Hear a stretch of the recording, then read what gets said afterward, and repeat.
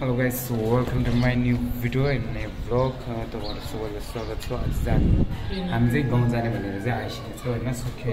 सुर्खेतमा पुगेछ अनि सुर्खेतमा चाहिँ हामीले यहाँ चाहिँ एउटा रुम लिएर बसेको छ हैन। हामी 4 जना छौं डिबेस्ट साइडको अनि साथी बसिरहेको छ। हामी चाहिँ यही सुर्खेतमा चाहिँ आएपछि चाहिँ एउटा घुम्नै पर्ने एउटा ठाउँ छ के यहाँबाट त्यो पार्क भएर चाहिँ एउटा दामी रहेछ हैन।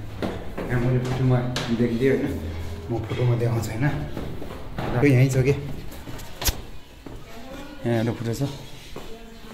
यो ठाउँ जुन चाहिँ बुलबुले ताल भनिरहेको छ होइन, नाम पनि बुलबुले ताल। त्यहाँ जान आँटेको।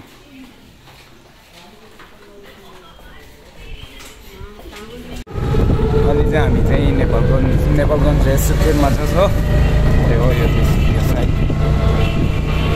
आज चाहिँ हामी चाहिँ बुलबुले ताल चाहिँ घुम्न जान आँटेको। त्यही हो यहाँतिर ठाउँ त बब्बाल दाजु के भन्ने होइन, तातो रहेछ।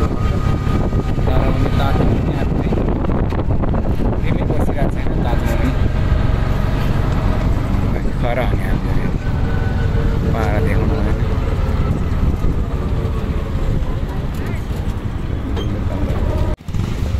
जाम चाहिँ बुलबुले ताल भन्छ होइन यो ठाउँको नाम चाहिँ बुलबुले ताल। एकदम अब यहाँ बाहिरतिर हावा राम्रो नभए पनि रुखले खतरा सजाएको रहेछ कसम। यो चाहिँ दामी लाग्छ क्या, यस्तो चाहिँ खतरा देख्छ। खाली रोडमा चाहिँ हिँड्न चाहिँ कसम यस्तो मजा आउँछ कि। अनि आज चाहिँ हाम्रो चाहिँ टाइम चाहिँ 4 बजे 5 बजेतिर, यो चाहिँ 6 बजेर चाहिँ यो बुलबुले ताल चाहिँ 6 बजेसम्म मात्रै खुला हुने रहेछ। 6 बजेदेखि चाहिँ यो त चाहिँ जुन चाहिँ त्यो हुँदो रहेछ के अरे बन्द हुने रहेछ। यो त साइडमा चाहिँ यस्तोहरू खतरा मिलेको हुन्छ योमा चाहिँ। अनि सानो रुखहरू रोपाइरहेको रहेछ कि बख्राहरू योहरू चाहिँ पहिलेदेखि ठुलो नै रहेछ होइन। त्यस्तै नै यो सानो चिजहरू पनि रोपेको रहेछ। योहरू पनि दामी लाग्यो मलाई चाहिँ।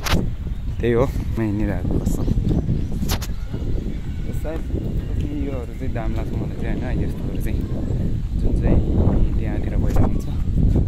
अनि नयाँ रुखहरू पनि रोपिरहेको रहेछ।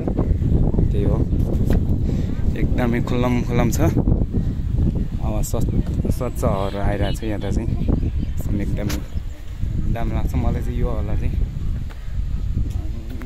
मेन चौध उता हो यो जुन चाहिँ गेट हुन्छ नि, मेन चौध त्यो गेट हुन्छ।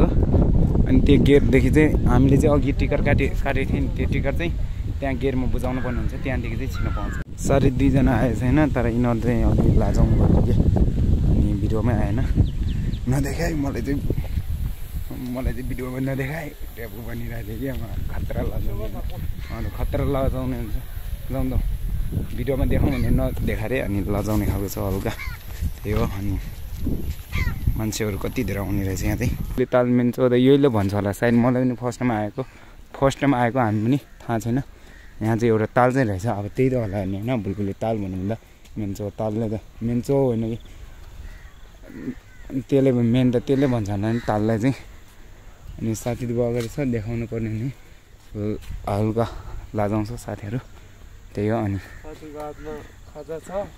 खाजा भनेर हाम्रो चाहिँ फेरि एनर्जी ड्रिङ्क त्यहाँदेखि रेडबुल भनौँ न होइन। अब त्यही हो फेरि चान्चु नि थोरै जस्तो खालको त पिउँदैन। 500-1000 को माथि ताक्ने हो हामीले। त्यही हो। अनि यो चाहिँ यो चाहिँ मलाई चाहिँ अलि चाहिँ पातहरू पुरा सुकेको टाइममा आएर चाहिँ खासै राम्रो देख्दैन रहेछ है। नसुके टाइम हरियो टाइममा चाहिँ दामी हुन्छ योहरू चाहिँ। अझै घुम्दा चाहिँ हामी चाहिँ आधी ठाउँतिर चाहिँ यस्तो दामी ठाउँ चाहिँ दामी छ। अनि त्यस्तोहरू त म अब चाहिँ म नलजाइकन गर्छु। अलि चाहिँ कम्फिडेन्ट हल्का चाहिँ बढाउनु पर्ने अवस्था चाहिँ भयो जस्तो लाग्यो मलाई चाहिँ मेरो। अनि यहाँतिर चाहिँ म यो रुख चाहिँ कस्तो दामी सजाएको छ है। यस्तो त दामी हुन्छ कि यो पिपल रुख जस्तो दामी हुन्छ। नि त खोलेतिर मेरो हामीले चाहिँ अब रेडबुल खोल्नुपर्ने हुन्छ।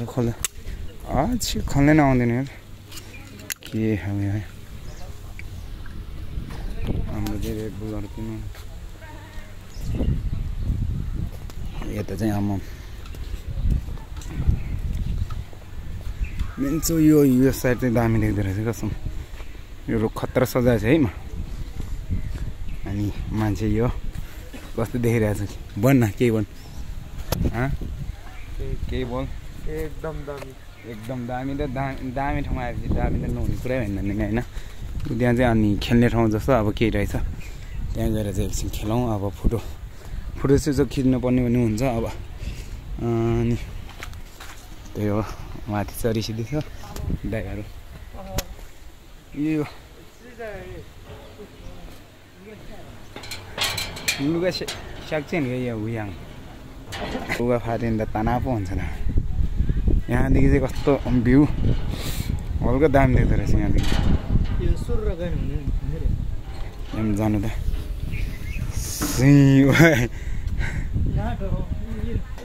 मलाई चाहिँ यहाँदेखि जाने चाहिँ डर लाग्यो म चाहिँ यतै फर्केर आएको त्यहाँ साइडमा चाहिँ मलाई हल्का डर लाग्यो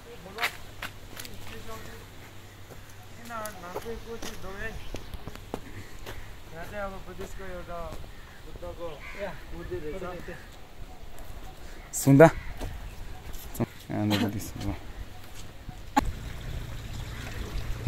फोहोर पानी रहेछ छ्या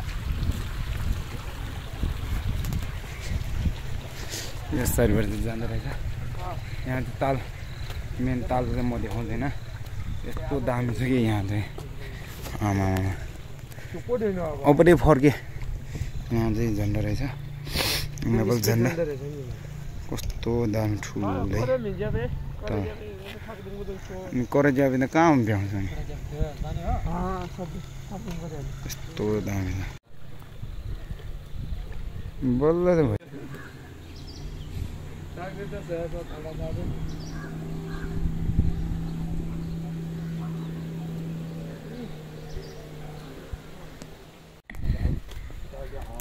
यो चाहिँ खोला चाहिँ दामीलाई मलाई चाहिँ त्यहाँदेखि चाहिँ अघि हेऱ्यो कसम रेगुलले एकैछिनमा घाँटीसम्म थियो कि हो आम्मामा हेर्न कस्तो रुख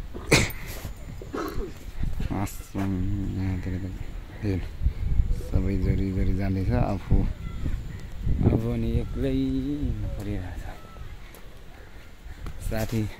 साथी दुईजना छ त्यो पनि साथ दिने नै यार यसरी चाहिँ हुँदैन होइन खै उतातिर जता भए पनि देख्छ यार परिहरू यहाँ चाहिँ हामीले पानी चलाउनु बिचरा भने यहाँ चाहिँ हुन्छ होइन अनि यतातिर चाहिँ कसम सबै ठाउँ दामी छ नि फोटोहरू खिच्दैछ होइन सबैले यतातिर दामी फोटोहरू आउँछ फोटो दामी आउँछ नि पुरा दामी फोटोहरू आउँछ त्यसैले धेरै जस्तो आउँदो रहेछ नि योहरू कस्तो दामी देख्छ नि यहाँ चाहिँ अब हामीले यहाँबाट घुमेर चाहिँ गइसक्यो धेरै जस्तो चाहिँ यहाँ चाहिँ हजुर